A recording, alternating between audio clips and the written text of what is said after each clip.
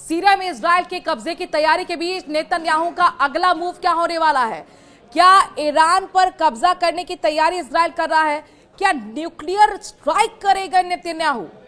ये तमाम खबरें आपको आज हम बताने वाले हैं इस वीडियो में। नमस्कार, मैं हूं आपके साथ मनुराज सक्सेना।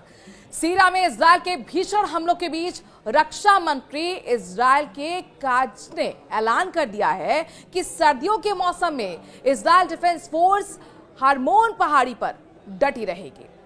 वहीं इजराइल ने सीरिया में हवाई हमले कर कमांडर जुलानी के 85% एयर डिफेंस सिस्टम तबाह कर डाले हैं। सीरिया और लेबनान में मिली जबरदस्त कामयाबी के बाद इजराइल ने ईरान के परमाणु ठिकाने पर हवाई हमले की तैयारी भी शुरू कर दी है। पीएम नेतन्याहू की न्यूक्लियर स्ट्राइक के अलर्ट से तुर्की में खलबली मची हुई है।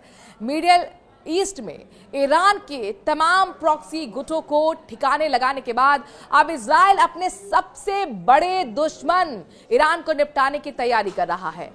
असद के तख्ता पलट का फायदा उठाते हुए इजरायली एयरफोर्स ने ईरान के परमाणु ठिकानों पर हमले की तैयारी तेज कर दी है। टाइम्स ऑफ इजराइल ने इजरायली सेना अधिकारियों के हवाले से यह जानकारी दी है।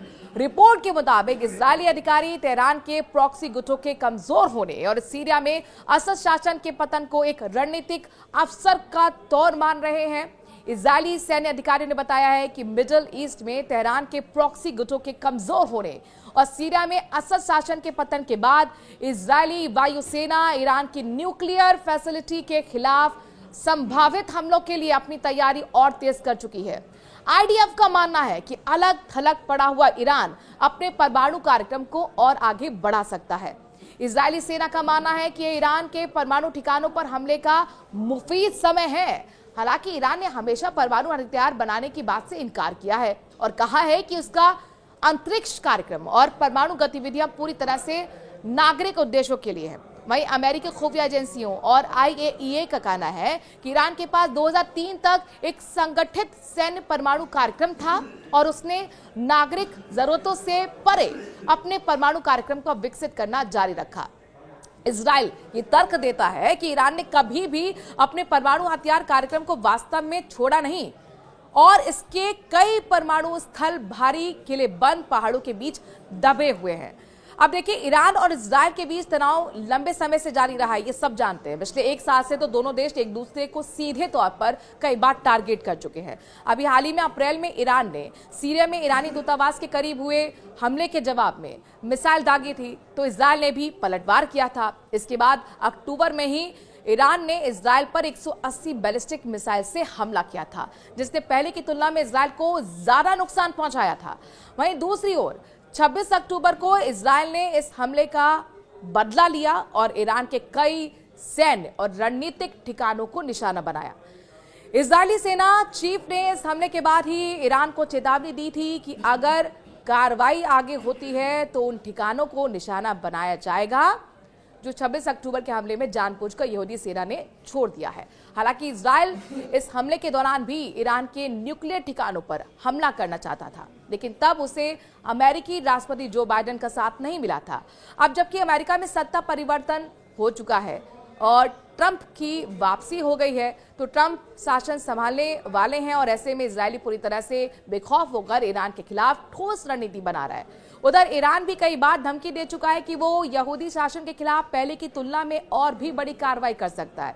ऐसे में अगर इजरायली तेहरान के परमाणु ठिकाने को निशाना बनाता है तो ये समझ लीजिए, जाहिर है दोनों देशों के बीच जारी तनाव एक बड़े संघर्ष में या बड़े युद्ध में तब्दील भी हो सकता है।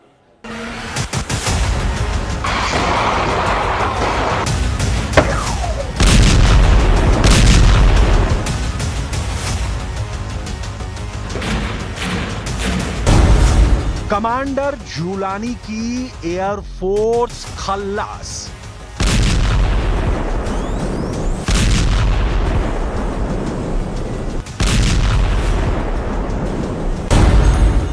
कमांडर जुलानी की नेवल पावर का सफाया।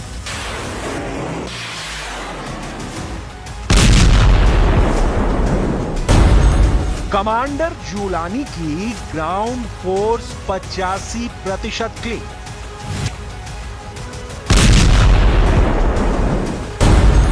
इजराइल के बारूदी तूफान में उड़े जूलानी के कट्टर लड़ाके।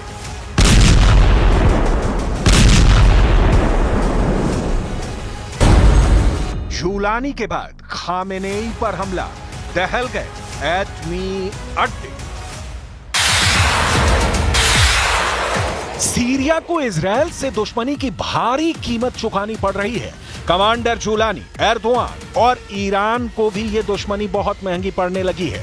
नेतन्याहू ने हाथ आए मौके को बखूबी भुना लिया है। सीरिया में टेरर ग्रुप पर स्ट्राइक का बहाना बनाकर इजराइल ने दुश्मनों का दम उखाड़ दिया है। इजराइल के हमले हर गुजरते दिन के साथ तेज होते जा रहे हैं, विध्वंसक होते जा रहे हैं। नेतन्याहू आर्मी ने बशर अल असद की बनाई सीरिया फोर्स की टोटल तबाही का सैन्य अभियान चला रखा है। 9 दिसंबर से शुरू हुए सीरियल हवाई हमले में इजराइल ने सीरिया के सभी टेरर ग्रुप को तो जमकर पीटा ही है, साथ ही दुश्मन देश के सैन्य बलों को बर्बाद कर दिया है। कमांडर जुलानी के असद सरकार के तख्ता पलट के बाद से इजराइल के हमलों में सीरिया का 85% एयर डिफेंस तबाह हो चुका है। इजराइल की एयर स्ट्राइक में सीरिया के 85% से ज्यादा एयर डिफेंस सिस्टम कबाड़ बन चुके हैं। इजराइल ने सीरिया एयरफोर्स के 107 एयर डिफेंस कंपोनेंट्स और 47 रेडार बर्बाद कर दिए हैं। इजराइल ने सीरियाई एयरबेस और हथियार डिपो को निशाना बनाया, सैकड़ों मिसाइल, 27 लड़ाकू विमान और 24 हेलीकॉप्टर के परखच्चे उड़ाए हैं।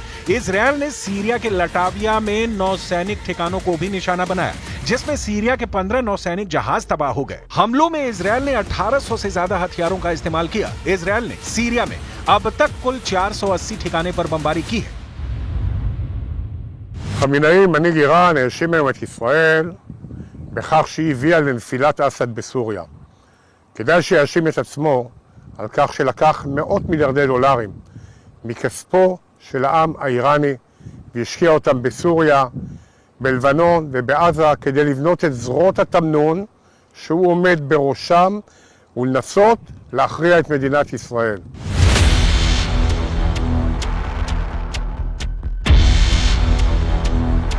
सीरिया के माउंट हार्मोन से मिलिट्री ऑपरेशन अंजाम दे रहे इजराइल की रेंज में पूरा सीरिया आ चुका है।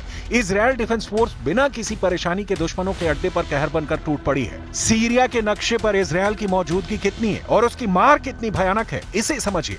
13 दिसंबर के लेटेस्ट अपडेट के हिसाब से हल्के रंग में सीरिया के नक्शे पर दिख रहे सबसे बड़े हिस्से पर कमांडर जुलानी के टेरर ग्रुप हयात अल तहरीर का कब्जा है।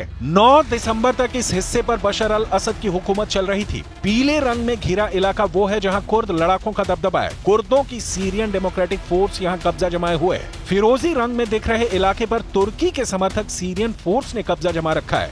हल्के नीले रंग में दिख रहे इस छोटे से हिस्से में गोलान हाइट्स पर इजराइल का बरसों से कब्जा है।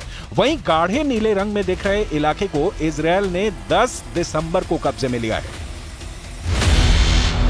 सीरिया के हालात पहले की तरह हैं। फर्क बस ये आया है कि दमिश्क में बशर की जगह अब कमांडर जुलानी की बादशाहत है। इजराइल के भीषण हमले के बीच कमांडर जुलानी ने सीरिया में गोलीबारी कर जश्न मनाने से अपने लड़ाकों को रोका है। हालांकि जुलानी को अंदाजा नहीं है कि नेतन्याहू का अगला टारगेट क्या है।